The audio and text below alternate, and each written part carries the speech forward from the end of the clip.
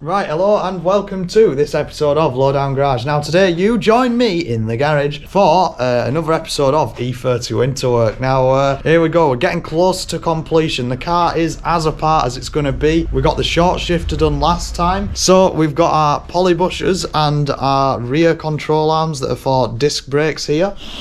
And well, we're going to get into unboxing and unwrapping. It's going to be like Christmas Day at Lowdown Garage. Oh, mate, these are too nice for me.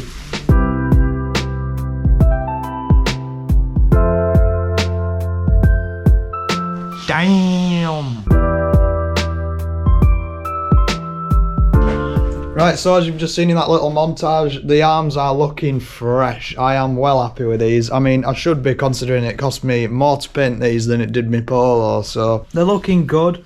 Nice and fresh. Obviously we've got all the adjustments coated over now and the strengthening coated over. So we'll unbox our bushes now.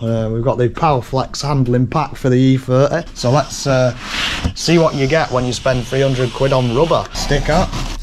Yeah, you get some instructions and, well, you get all your bushes. So subframe bushes, air,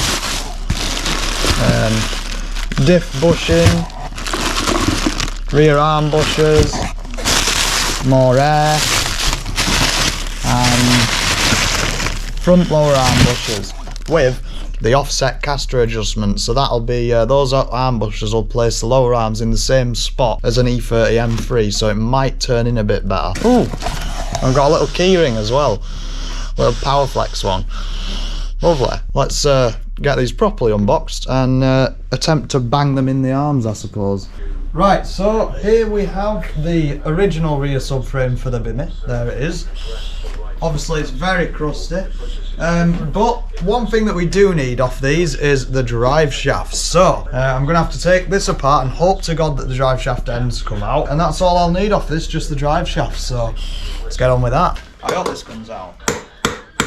Oh! Oh! Oh! Damn! Yes! The Bimmy! And another one. For God's sake.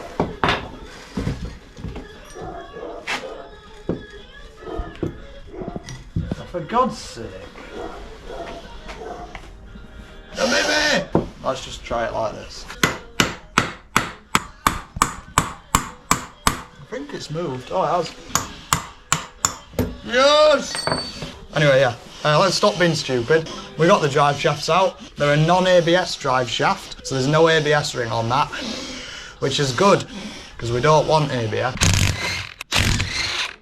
Oh. Wonderful.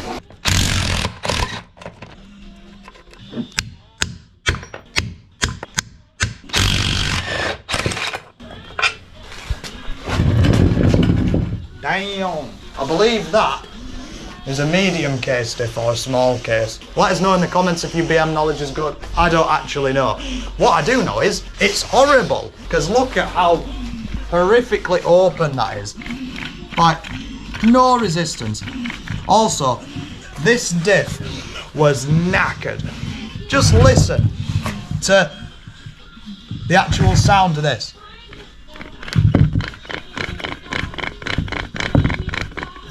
So that explains why it used to whine after a long journey. Right, so I think that's it for today in the garage now.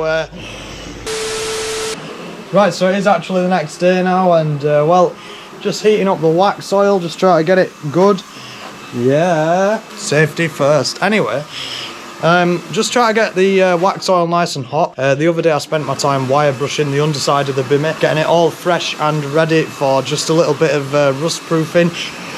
No major, just the scabs from like last time I did it. You can see there's just some scabby bits that need perfecting, and a bit on the fuel tank. Other than that though, it's pretty good. We just need to perfect those. Now what I've found out, that right there is the anti-roll bar mounting points. So I am very glad we've got those. So anyway, I'm just going to get some wax oil pasted on those scabs, freshen it up, should be good to go. I'm trying not to touch the camera because my hands are covered in wax oil. So, gonna do a bit of a time lapse of wax oil on the inside. I'm halfway done with it. You know, just making it look nice and fresh like that. You know, you can see the difference. Need to get like up here, and so I'll set you down somewhere and time lapse.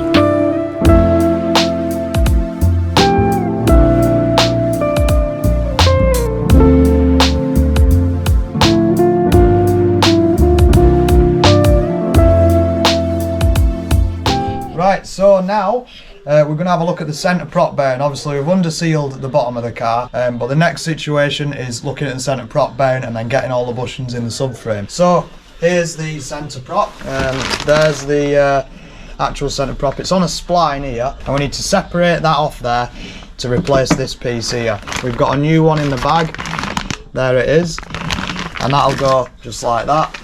So let's find out how we do it, probably have to YouTube it.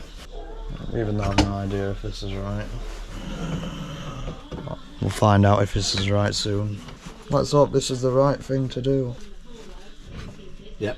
Ah, yes. Oh, that's cool, that. Look at this, so you unscrew this collar that holds the shaft on. Wow. Look at that. Anyway, so now we're at a point where we're a bit stuck because we need a puller for this. Now there's a little clip here on this side. There's a clip in here that we need to get out, and then we need to pull this off. Now I don't have a puller, so that's going to be a job for later. For now, we're either going to cut to doing that, or we're going to cut to fitting polybushes, one or two. Right, so we're back in the garage today, and it's a new day, and well, we're looking at the filling, and Joe's doing a bit of sanding. I'm going to be looking at some polybushes. Did quite a thick layer of filler. Show some progress. Damn. That's looking good, and while that's looking good, I'm going to have a look at taking this rear diff casing off and getting the polybush in that housing. Right, so we've just got the diff casing off now. We can see it is an LSD. There is no stupid annoying teeth there that are going to cause us open diff problems anymore. But the fluid is green, and it's been sat for a bit, so there's a bit of crust on it there. And yeah, the fluid is pretty minging, so we're going to drain that out somewhere. We're going to get the bushing banged in the case there. I mean, in the meanwhile, Dad's interrupting us, and Joe is currently doing some more filling. So he's down to the hand point now of doing it with a hand, so that's good. Joe's just had to add a little bit more filler to that just because we sort of lost the body line towards the back because we didn't, I don't know, did we not put enough filler on, or put some filler on, really put a lot of hardener in it, so hopefully it should stay. I've managed to get the diff casing off, as you've just seen. There it is, and it absolutely stank, and the fluid was disgusting, so it was worth taking that off. Right, so we've got the diff casing all cleaned up here, look at that, wow, that's the actual speed sensor there. There's the polybush diff bushing, and this is going to be the first polybush that we install, so we're just going to use the Powerflex lube and see how it goes. Right,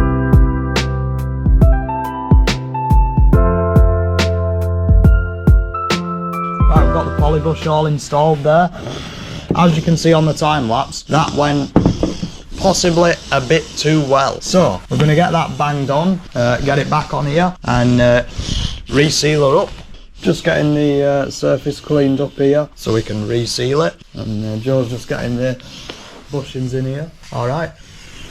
You don't need a hammer. So it turns out from looking at the original arms, there is actually a way they go. So you've got a bigger end to the bush and a little end. So put the big end to the out and the little to the in. So here we've got our new ones. We've got the big end there to the outer, and another big one to go. Another straight big one on that. Yeah, it must just go straight on that. Another big one to the out. So Joe's banging them in. I was really worried about putting these in, but it's going pretty well, so that's good. Look at that. That is very easy, to be fair. That's mint.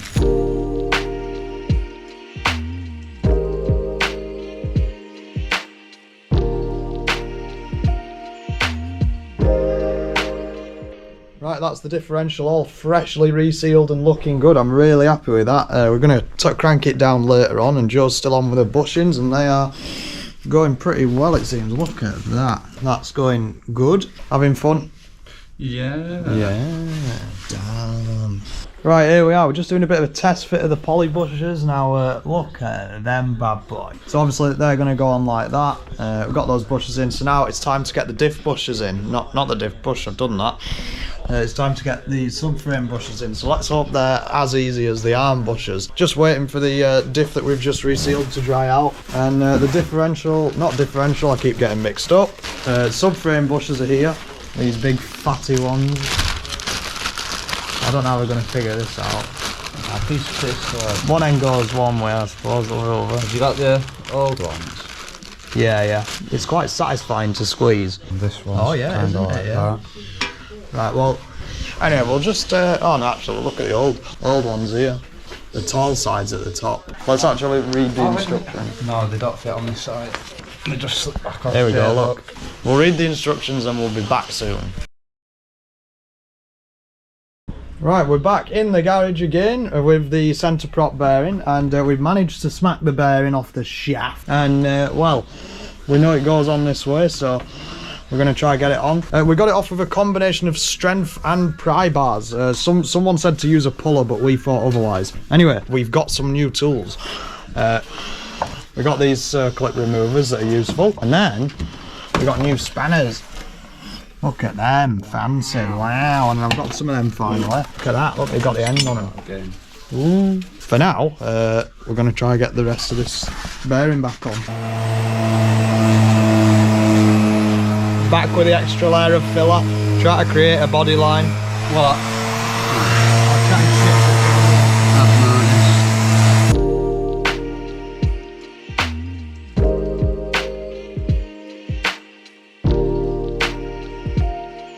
the quick update after I left you on and forgot I was filming. Pretty much just tapping the centre prop bearing on. I'm reusing that collar. Yeah, laugh at me all you want, I don't care. And then Joe's just, obviously, as you've just seen, put a little bit more filler onto this, and we'll wait for that to dry now and we'll go again at some point. Just past that little ridge there. So we're just going to get the circlip on, get your tool in there, spread them. Oh ha ha! No. Look at that! Winner! Let's get the rest of it back together.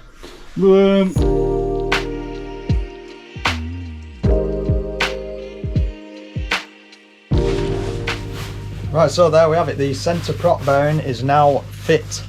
So that's minty in there. And then we've got this bit here, which is the guibo or prop shaft bush or whatever you want to call it. So that's all fit up and lovely there. So that as a piece is all ready to go back in for when it comes to it. Obviously we've got to fit the subframe and the diff first, and then you put that in because yeah, easier.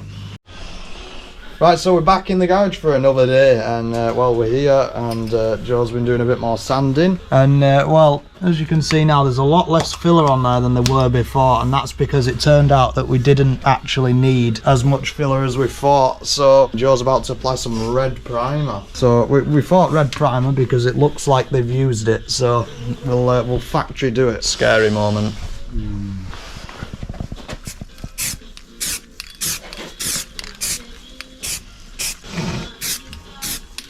This is just primer, isn't it? That's not colour. Minty! What do you think, Joe? Not too bad, not too bad. No, not bad. Pretty good. Yeah. Yeah. Mint. You trim it. Ah! What did it do? You sprayed so thick. Oh yeah. A bit more progress has been made here. Look at this now. And now on camera that looks immaculate. Now it is still a bit flat for your information, but on a camera, look through that. Look at that.